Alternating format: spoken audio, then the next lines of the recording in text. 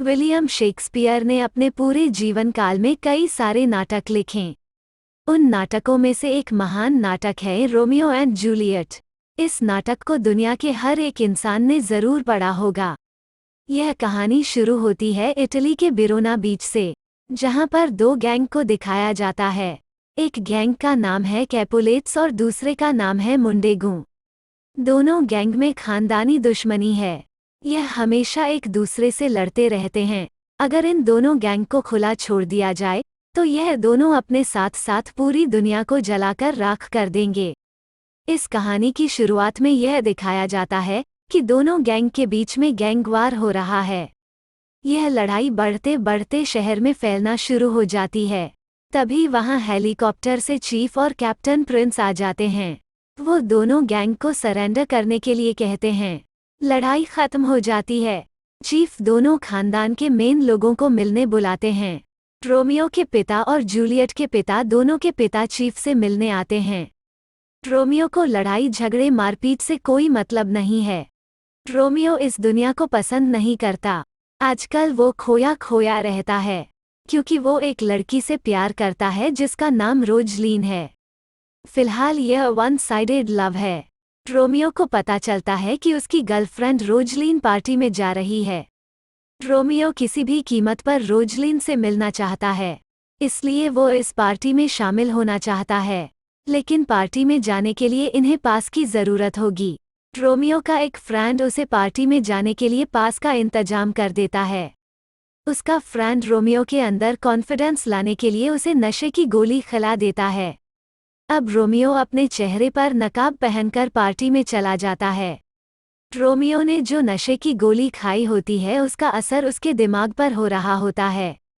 वो वॉशरूम जाकर अपने फेस को धोता है। रोमियो जब बाथरूम से बाहर आ रहा होता है तो उसे एक मछली का एक्वेरियम दिखता है। वो मछली के एक्वेरियम को पसंद करता है और बहुत ही ध्यान से मछली को देख रहा होता है। तभी एक्वेरियम के दूसरी तरफ एक लड़की उसे दिखाई देती है, जिसका नाम जूलियट होता है। जूलियट भी रोमियो को देखती है। दोनों एक दूसरे को देखकर स्माइल करते हैं।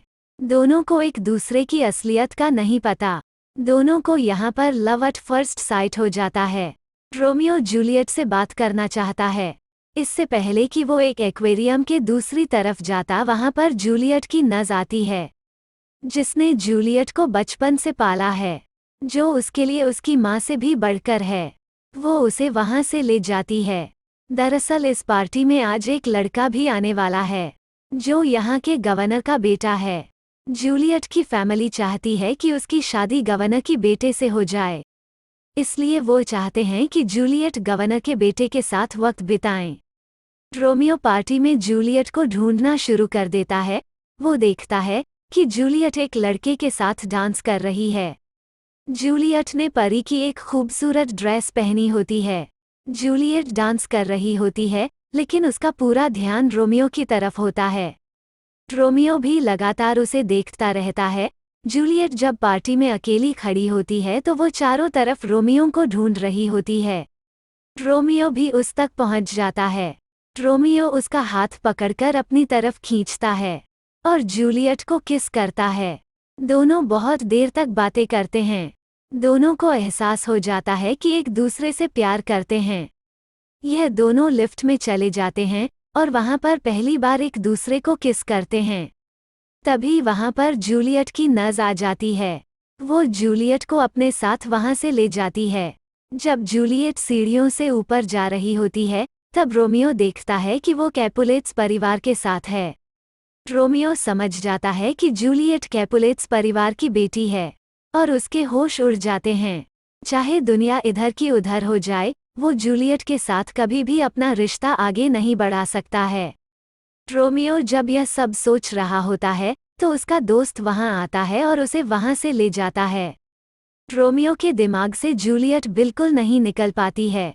रोमियो जूलियट के घर में जाता है। जब वो ऊपर छत पर जाता है तो देखता है कि वहां पर जूलियट होती है। जूलियट रोमियो के बारे में ही सोच रही होती है, अपने आप से बातें कर रही होती है। जूलियट को भी रोमियो के बारे में पता है। उसे पता है कि वो मुंडेगू परिवार का है, जो उनके सबसे बड़े दुश्मन हैं। लेकिन जूलियट के दिमाग से भी रोमियो निकल नहीं रहा होता है।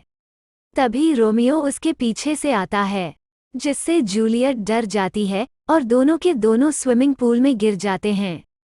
हालांकि यह दोनों एक दूसरे से पहली बार मिले हैं, लेकिन इन्हें लगता है कि सदियों से दूसरे को जानते हैं। यह दोनों एक दूसरे के प्यार में खो जाना चाहते हैं। इन दोनों को किसी की कोई परवाह नहीं। इसके बाद रोमियो चर्च के फादर के पास जाता है। वो फादर को कहता है कि उसे जूलियट से प्यार है। वो उससे शादी करना चाहता है। रोमियो एक दिन जब बीच पर रहता है तो वहाँ पर जूलियट की नज़ आती है। रोमियो जूलियट की नज़ से कहता है कि मैं जूलियट से मिलना चाहता हूँ। मैं उससे चर्च में मिलूंगा और हम दोनों शादी कर लेंगे। इस बात से उसकी नज़ खुश होती है, क्योंकि वो जानती है कि जूलियट भी रोमियो से प्यार करती है। जब नज़ घर जाती है तो वो जूलियट को बताती है कि रोमियो बहुत सुंदर है, हैंडसम है और बहुत अच्छा है। सबसे बड़ी बात कि वो एक सच्चा इंसान है और वो तुमसे आज फादर लॉरेंस के चर्च में मिलना चाहता है। वहाँ पर वो तुमसे शादी करेगा। इस बात से जूलियट बहुत खुश हो जाती है। वो शाम को फादर लॉरेंस के चर्च जाती है, जहाँ पर रोमियो उसका इंतजार कर रहा होता है।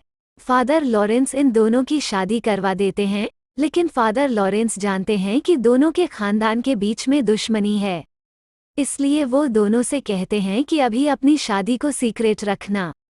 धीरे धीरे यह बात अपने परिवार वालों के सामने लाना। इसलिए जूलियट अपने घर वापस चली जाती है। जूलियट का एक कजन होता है जिसका नाम होता है जॉन। जॉन को रोमियो और जूलियट के रिश्ते के बारे में पता चल जाता है। इसलिए वो रोमियो को ढूंढने के लिए बीच पर जाता है, जहाँ पर उसकी मुलाकात रोमियो के दोस्त से होती है। जब दोनों बात कर रहे होते हैं तभी वहाँ पर रोमियो भी आ जाता है। वो रोमियो से लड़ना चाहता है, लेकिन तभी रोमियो जॉन की तरफ दोस्ती का हाथ बढ़ाता है। लेकिन वो रोमियो से दोस्ती नहीं करना चाहता। वो उसे मारना शुरू कर देता है, लेकिन रोमियो उस पर हाथ नहीं उठाता है, क्योंकि वो जूलियट से प्यार करता है। रोमियो की सोच बाकी लोगों से बिल्कुल अलग है, लेकिन जॉन रोमियो को मारना नहीं छोड़ता। रोमियो के दोस्त को यह सब बर्दाश्त नहीं होता है और वो जॉन को मारने लगता है। तभी रोमियो उसे रोक लेता है, लेकिन जॉन रोमियो के दोस्त पर बुरी तरह से हमला कर देता है। फिर जॉन वहाँ से भाग जाता है। अब रोमियो का दोस्त अपनी जिंदगी की आखिरी सांसें ले रहा है। मरने से पहले वो दोनों खानदानों को अपनी बद्दुआ देता है। वो बोलता है कि दोनों के खानदान बर्बाद हो जाए, क्योंकि दोनों के खानदान ने अपनी दुश्मनी को निकालने के लिए बहुत लोगों की जान ली है। वो रोमियो के गोद में अपना दम तोड़ देता है। इस बात से रोमियो पूरी तरह से डिस्टर्ब हो जाता है, क्योंकि वो उसका सबसे अच्छा दोस्त था। रोमियो जॉन का पीछा करता है और उसे गोली मार देता है। इस तरह से रोमियो के हाथ से जॉन की मौत हो जाती है। अब जूलियट का पूरा परिवार उस जगह आता है जहां जॉन की डेड बॉडी है। इस बात से जूलियट का अब पूरा परिवार टूट चुका है। वे किसी भी तरह से रोमियो को ख़त्म करना चाहते हैं। यहाँ पर जब चीफ पुलिस कैप्टन प्रिंस आते हैं तो उन्हें पता चलता है कि जॉन ने रोमियो के दोस्त को मारा। गुस्से में आकर रोमियो ने जॉन को मार दिया। वे वहाँ पर अनाउंसमेंट करते हैं कि जैसे ही रोमियो को देखा जाएगा वो उसकी जिंदगी का आखिरी पल होगा। उसे इस जगह से निकाला जाता है। अगर रोमियो उस जगह से चला गया तो हमेशा के लिए वो जूलियट से दूर हो जाएगा। रोमियो चर्च के फादर के पास छुपा होता है। वो उन्हें बताता है कि मुझे शहर से निकाल दिया गया है। फादर उसे कहते हैं कि इस वक्त तुम्हारा यहाँ से चले जाना ही ठीक होगा। जब यहाँ पर सब कुछ ठीक हो जाए तो वापस आ जाना। तभी वहाँ पर जूलियट की नज़ भी आ जाती है। वो उसे कहती हैं कि सब कुछ खत्म हो चुका है। वो रोमियो को बताती है कि जूलियट बहुत रो रही है। अब रोमियो जूलियट से मिलना चाहता है, इसलिए वो रात में उसके घर पर जाता है।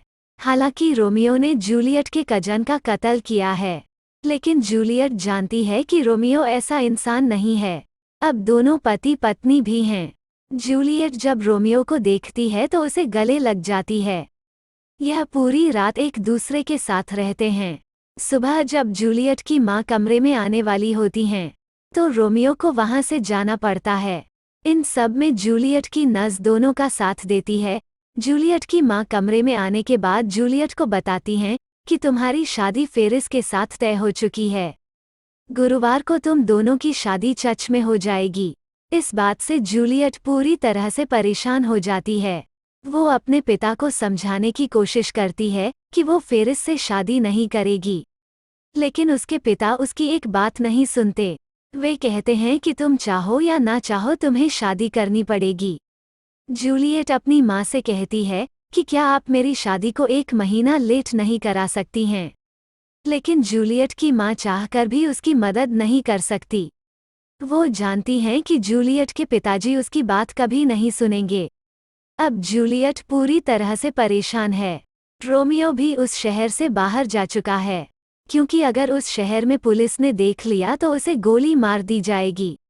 अगली सुबह जूलियट फादर लॉरेंस के पास जाती है। वहाँ पर रोमियो की गन भी होती है। वो गन उठाकर अपने सर पर लगा लेती है। वो कहती है कि मैं अपनी जान दे दूंगी। फादर उसे समझाते हैं और कहते हैं कि मेरे पास एक तरीका है जिसे तुम और रोमियो हमेशा के लिए एक दूसरे के हो जाओगे। वे उसे पॉइजन की एक शीशी देते हैं। वो कहते हैं कि रात को सोने से पहले इसे पीकर सो जाना।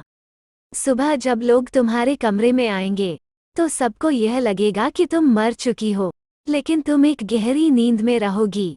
24 घंटे के बाद तुम्हारी नींद खुल जाएगी, जब तुम्हें दफनाने से पहले चर्च में रखा जाएगा। इसी बीच में रोमियो को मैं एक लेटर लिख लूंगा कि वो तुम्हें यहाँ आकर ले जाए। तुम्हारे होश में आने के बाद तुम दोनों यहाँ से हमेशा के लिए दूर चले जाना। फादर उसे नींद की दवा दे देते हैं। जूलियट बहुत खुश है। जूलियट ऐसा ही करती है। रात को सोने से पहले दवा को पी लेती है। सुबह सब देखते हैं तो सभी को लगता है कि वो मर चुकी है। उसकी बॉडी को चर्च ले जाया जाता है, जहाँ पर सभी उसे श्रद्धांजलि देने के लिए आते हैं। यहाँ पर रोमियो का एक दोस्त भी आता है। वो देखता है कि जूलियट मर चुकी है। पोस्टमैन उस लेटर को जो फादर ने रोमियो के लिए लिखा था, जिस पर पूरा प्लान लिखा हुआ है, वो उसके पते पर देने के लिए जाता है, लेकिन उस वक्त रोमियो वहाँ पर नहीं होता है। इसलिए पोस्टमैन वहाँ पर एक मैसेज छोड़ दिया जाता है, तुम्हारा लेटर पोस्ट ऑफिस में है, इसे आकर ले जाना। दरअसल जब पोस्टमैन आया होता है तो रोमियो अपनी गाड़ी के दूसरी तरफ होता है। पोस्टमैन को नहीं देख पाता है और ना ही रोमियो पोस्टमैन को देख पाता है, लेकिन रोमियो को यह मैसेज मिलता ही नहीं। अब रोमियो के पास उसका दोस्त पहुंच जाता है, जिसने जूलियट के बॉडी को श्रद्धांजलि देते हुए देखा था। वो उसे बता देता है कि जूलियट अब नहीं रही। रोमियो पूरी तरह से टूट जाता है। वो चीखता है, चिल्लाता है, बहुत रोता है, अपनी गाड़ी निकालकर शहर की तरफ निकल पड़ता है। यहीं पर एक पुलिस वाला होता है जो कैप्टन प्रिंस को बता देता है कि रोमियो शहर के अंदर दाखिल हो चुका है। शहर की जितनी भी पुलिस होती है सब रोमियो के पीछे हैं। हेलीकॉप्टर से गाड़ियों से रोमियो का पीछा करते हैं। रोमियो सबसे पहले एक बूढ़े आदमी के घर जाता है। वो कहता है कि मुझे ऐसा जहर चाहिए जिसका कोई इलाज ना हो, जिसे पीने के बाद इंसान बच ना सके। बदले में वो बूढ़े आदमी को बहुत सारे पैसे देता है। वो बूढ़ा आदमी रोमियो को जहर दे देता है। वो पुलिस से बचता बचाता चर्च तक पहुंच जाता है। चर्च के अंदर जाकर वो दरवाजा अंदर से बंद कर लेता है। वो देखता है कि सामने जूलियट की डेड बॉडी पड़ी है। चारों तरफ कैंडल जल रहे होते हैं। वो जूलियट को देखकर बहुत रोता है। वो उसे कहता है कि तुम मेरी पत्नी हो और मैं तुमसे बहुत प्यार करता हूँ। वो जूलियट को किस भी करता है। इसके बाद वो शीशी को अपने होठों से लगाता है। तभी जूलियट की आंखें खुल जाती है। जूलियट उसके हाथ गाल पर हाथ लगाती है, लेकिन तब तक रोमियो जहर पी चुका होता है। रोमियो जूलियट को जिंदा देखकर पूरी तरह से हैरान हो जाता है। वो कहता है कि यह सब क्या है। तभी जूलियट रोमियो के हाथ में जहर की शीशी देखती है। वो समझ जाती है कि रोमियो ने जहर पी लिया है। वो देखती है कि उसमें एक भी बूंद जहर नहीं है। वो कहती कि तुमने सारा जहर पी लिया। वो रोमियो के होठों पर किस करती है ताकि जो रोमियो के होंठ पर जहर लगा है वो उसके बॉडी के अंदर चला जाए और वो भी रोमियो के साथ यहाँ पर दम तोड़ दे। लेकिन ऐसा कुछ भी नहीं होता। रोमियो अपनी जिंदगी की आखिरी सांसें ले रहा है। जूलियट को कुछ समझ में नहीं आता कि उसे क्या करना चाहिए। तभी उसे रोमियो की गन दिखती है। वो उस गन को उठा लेती है और अपने आप को गोली मार देती है। इस तरह से रोमियो और जूलियट जीते जी दुनिया की वजह से एक नहीं हो पाए। लेकिन अब जिस दुनिया में चले गए हैं वहां पर उन दोनों को कोई भी जुदा नहीं कर सकता। रोमियो और जूलियट ने एक दूसरे के लिए अपने प्यार के लिए एक दूसरे की बाहों में दम तोड़ दिया। अगली सुबह दोनों के परिवार वाले आते हैं। उनकी आंखों में एक दुख है, एक पश्चाताप है। कैप्टन प्रिंस दोनों परिवार वालों को कहते हैं कि तुम्हारी नफरत क्या लेकर आई। वे दोनों प्यार करने वाले तुम्हारे इस नफरत भरी दुनिया से हमेशा के लिए किसी और दुनिया में चले गए। लेकिन तुम्हें अभी इसी दुनिया में रहना है और जिंदगी भर तुम्हें इस बात का पश्चाताप होगा। दोनों परिवार की आंखों में वो पश्चाताप दिखता भी है।